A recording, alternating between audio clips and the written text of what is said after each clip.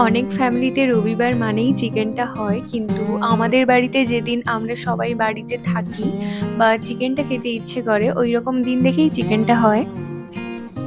আর হচ্ছে যে আমার মা একেবারেই চিকেনটা পছন্দ করেন না। আর ওইদিন চিকেন কষাটা যে আমি বানিয়েছিলাম মায়ের নিজের এত পছন্দ হয়েছে, মানে রাতে যে বেঁচেছিল রাতেও মা ২ পিস খেয়েছে। তো হ্যাঁ, খুব ভালোই খেতে হয়েছিল।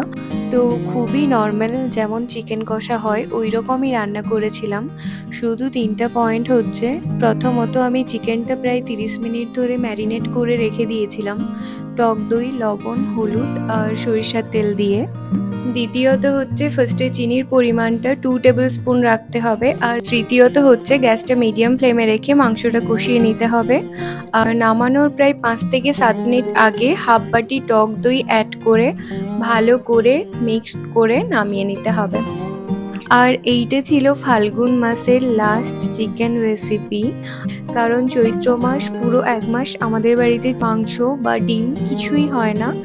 তো এইটা আমরা অনেক ছোট থেকেই দেখে আসছি। আর ভাতের সাথে যখন চিকেনটা মেখে খাচ্ছিলাম এত ভালো লাগছিল। সিরিয়াসলি দারুণ হয়েছিল রান্নাটা। আপনারাও একবার ট্রাই করে দেখতে পারেন।